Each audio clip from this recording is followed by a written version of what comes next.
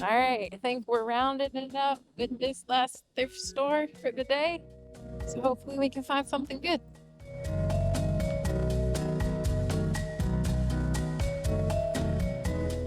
Is it sold? Yeah. Dang, we missed out on that one, huh? When did it sell? That's like an entire month. How long do you guys hold stuff for people before they come get it? 2-3 days. What if something is here that we saw that says sold for on January 11th? Yeah. Yeah, sell too. This says 65.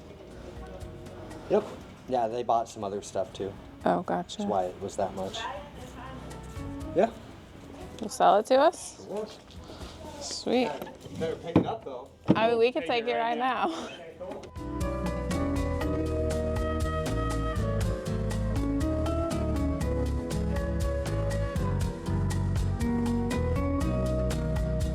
Hey everybody, welcome back to Furniture Flipping Teacher. I'm Lauren, and in this video we are going to be tackling this beautiful dresser, and I found it at a thrift store for just $90. Let's see what we can do with it.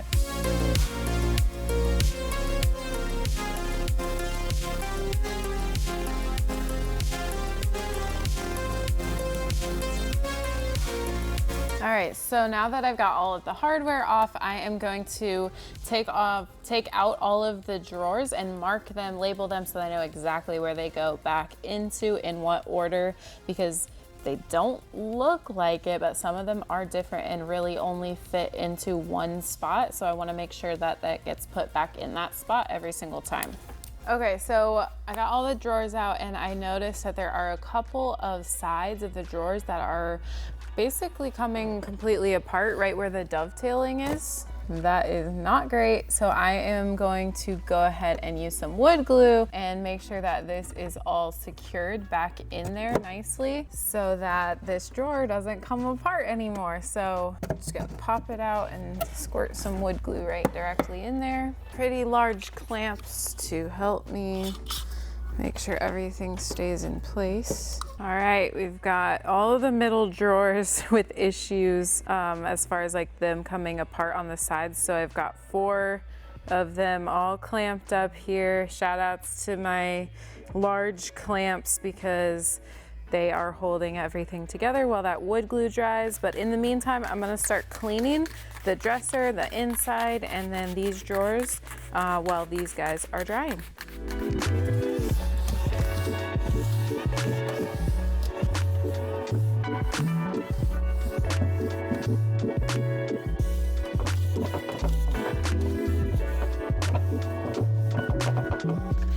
When I was cleaning, I noticed there was a little bit of chipping veneer, and so I started to peel it off, and it ended up peeling all the way off in large chunks on both sides actually. So we've got to fill this whole chunk in here with Bondo. Everything else is sticking pretty well, but I went ahead and just removed everything that wasn't sticking just so that it would be all laid flat once we repaired it. Sometimes when you're gluing veneer, it can be like raised up a little bit and not as even and flat as I'd like it to be.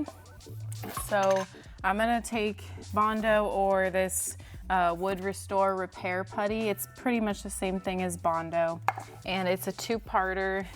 So I'm just gonna take a bit of, well, I mean, it's a big space. So I'm gonna be taking quite a bit of the epoxy portion. And since it's all in this one spot right here that I'm gonna be doing, it's okay to kind of get a lot and mix it in all at once because I'm gonna be working with it pretty quickly. So then I just used this little cream hardener bottle, and I've got a little bit of blue here and then a little bit of gray here. And then I'm just gonna take a bit and start to mix some together and put it on the areas that need to be filled in with the Bondo. Once you mix these, then it's pretty quick to start hardening up because of the chemical reactions. So important to kind of work fast. Typically, if I'm doing a lot of smaller areas, I'll do smaller batches. But like I said, since this one was a very large area in one spot, I just decided to make a bunch and then spread it all on there as quickly as possible. And generally with bigger places like this, you're going to need at least one coat, but then potentially two, just to get everything evened out really well since it's such a large area. Okay, so that's it for that side, and then I'm gonna continue on the other side, and then there's a few other spots around this piece, both on the drawers and on the front and the top, that need to be repaired. This is kind of in rough shape as far as repairs go, but nothing that some Bondo can't fix. All right, I am ready to sand this Bondo, so I am gonna grab my Surf Prep here, and I'm gonna use 120 grit because the Bondo hardens very hard, and so I want to be able to kind of just like get through it as quickly as possible, and this is going to help me do that. And I've got it connected over to the dust extractor, which is going to eliminate all the dust that this causes, like the sanding dust. So I'm going to smooth out all the Bondo, see if we're going to need to apply another layer in some areas. I'm thinking that we will, so we're going to get started and see what we've got working with. Okay, there's a couple spots that need to be filled in just a bit more with the Bondo since I got everything sanded now.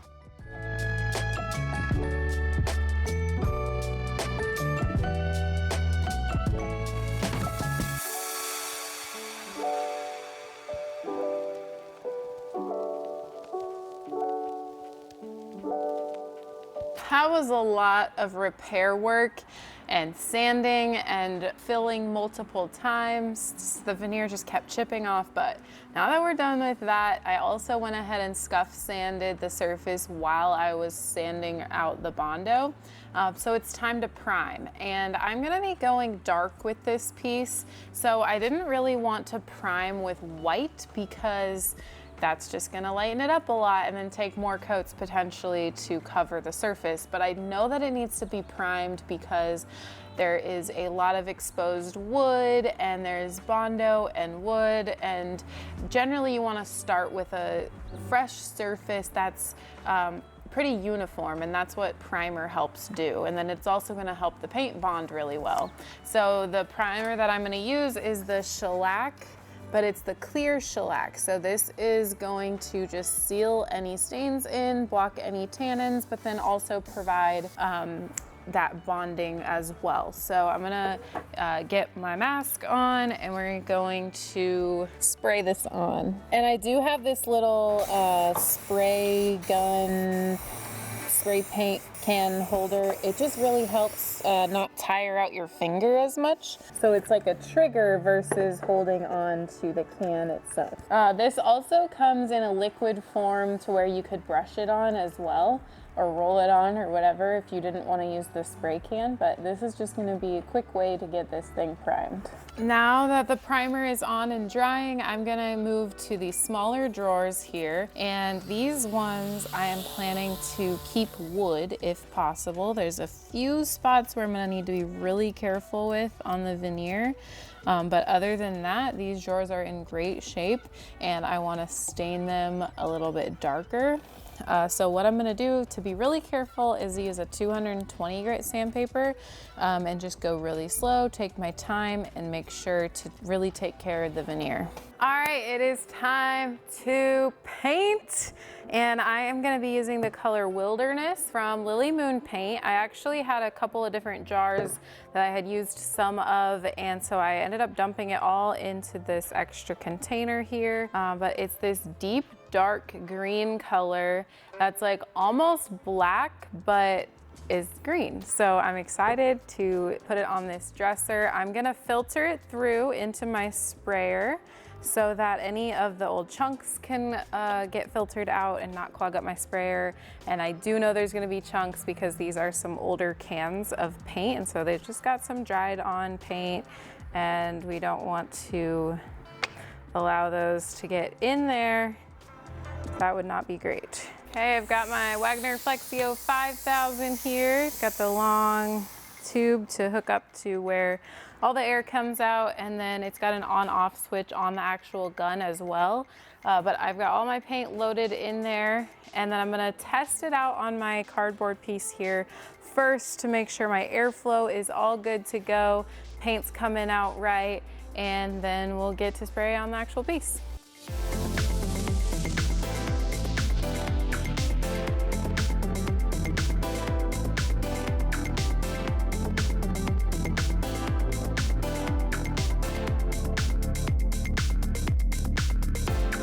Okay, first coat is on. I'm loving the color. So there's definitely gonna be a need for a second coat, but once this dries, we'll go ahead and do that. So for these drawers, I am gonna stain them dark brown, and the color I'm gonna go with is Tennessee Whiskey. I said in last week's video that this is like my go-to color for stain. For some reason, I just really like how it looks. So I am going to use this. I'm gonna saturate the surface of each drawer with just a little bit of water, and that'll kind of act as a slip coat, kind of like a pre-stain for water-based stain instead of using like an oil-based pre-stain. And then I'm just gonna take my blue sponge here and spread it around.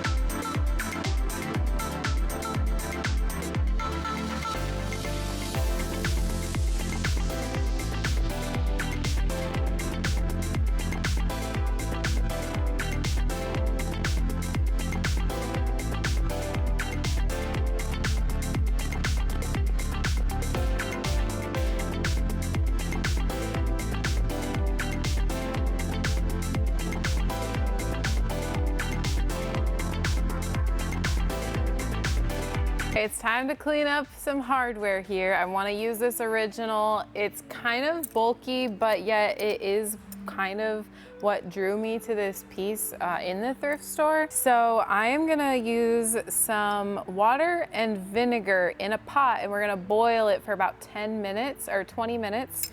And I actually heard this trick from Jen at Perfectly Imperfect Furniture years ago, and this is my go-to hack for cleaning up brass hardware. What the vinegar and the boiling does is it basically just loosens up all of the old grime and the patina on the pieces of hardware, and then it basically allows for a lot easier cleaning once everything is boiled off. So then I'll take some steel wool and some Barkeeper's Friend, but she likes to call this method hardware soup, which is really true because you're basically making a soup. But if at all possible, I would highly recommend trying to do it outside. If you have a grill maybe that has like a hot plate like I do. I did it inside one time and it was just, I mean, boiling vinegar, like doesn't get much worse than that. So if possible, try and do it outside. If not, it's still worth it. So I'm gonna get all this in here. I've just got water in here now. And then I like to pour in my vinegar separate. There's really no ratio on like the vinegar. You're gonna wanna make sure that you've got enough, but you really don't need like too much. It just kind of helps loosen everything up, like I said. This hardware is very interesting. I've never seen anything like it before, where it has like different portions of how it all gets connected. So I'm just kind of trying to pop it all apart. Some of it's not being too nice. One way that you can tell if your hardware is brass and might clean up is if it's magnetic or not, because actually brass is not magnetic. So I tested out some magnets over there and I realized that it's not magnetic. So I'm hoping that it will clean up nicely.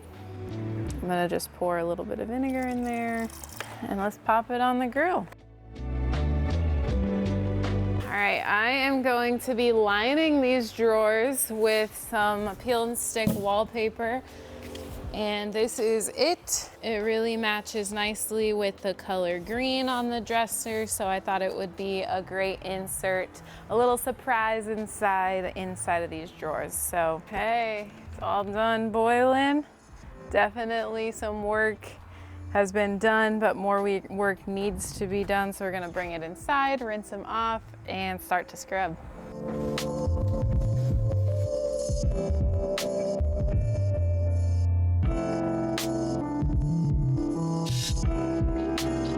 Okay, so I've got a barkeeper's friend and then my steel wool. And the steel wool is honestly the thing that's gonna make the biggest difference. If I just had barkeeper's friend, it would shine them up a little bit, but the steel wool is really gonna get all that grime off. So also gloves, because this stuff is stinky, messy, yucky. I don't want it on my hands. And so this is what the hardware looks like now.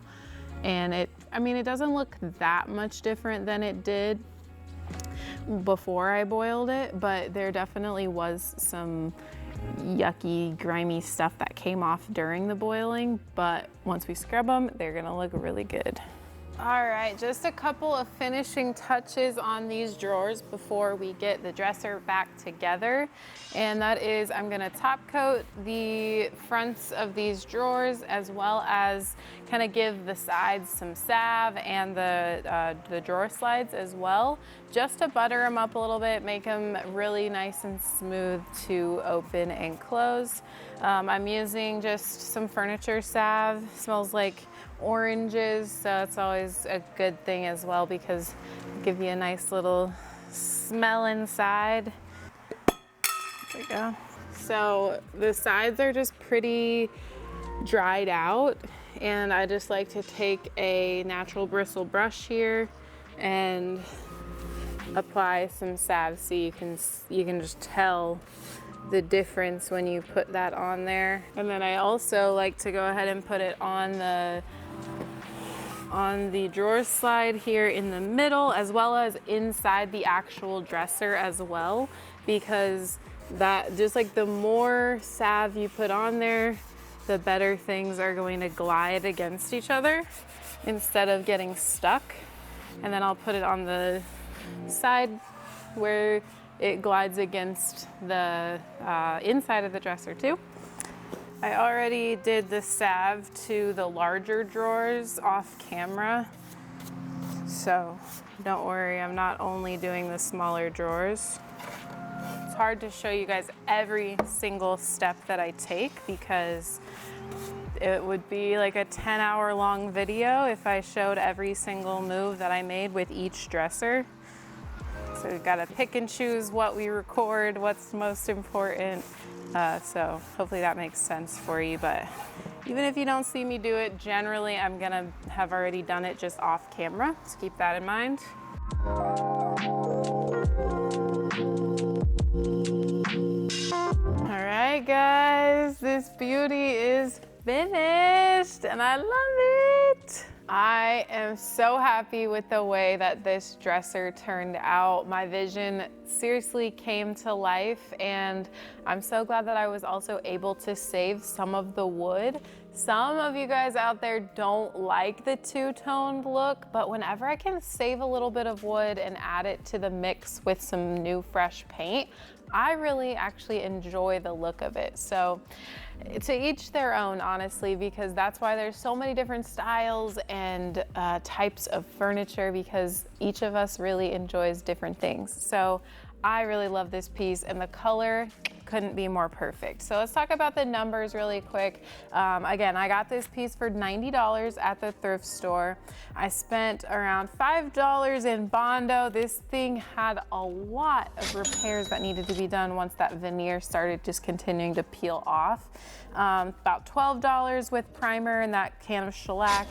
$35 of paint, $3 worth of stain, and then you got the miscellaneous costs like the sandpaper, foil, tape, cleaner, and then $25 worth of the wallpaper that I did in the insides of the drawers. And that gives us $185 spent on a dresser. So you guys, what I want to really hone in on with this piece is that if you are looking for a piece of furniture or any furniture for your own home, it could be a dresser, it could be a kitchen table, it could be a console table, it could be a coffee table, nightstands, whatever type of furniture you are looking for potentially for your own home, look no further than Facebook Marketplace and the thrift store, and then maybe just a little bit of elbow grease, some materials, and look how cheap you can get furniture the exact way that you want it without having to spend like an arm and a leg on really nice furniture, because this piece is so heavy and so well made. It's got the dovetail drawers. It's like solid wood aside from the veneer. It's so good, and it was under $200 for me to get a piece of furniture that looks exactly how I want it to look. Look no further. Don't go to the big box stores, and this is also going to help us keep the furniture, good quality furniture, out of the landfill as well. I do have a starter kit guide down below linked, and you can check that out to check out the top tools that I think are necessary for getting started with furniture flipping. You don't have to spend an arm and a leg on tools either. Chances are you probably have some of them already in your garage, but check that link out down below in the description. And also, any questions that you may have, link them or comment down below, and I will get to them as soon as I possibly can. I love answering your guys' questions and helping you out with your projects. If you have any more like specific projects or questions, check out our Instagram at Furniture Flipping Teacher, and I'd love to chat with you over there as well. Thank you guys so much for watching, and I'll see you on the flip side.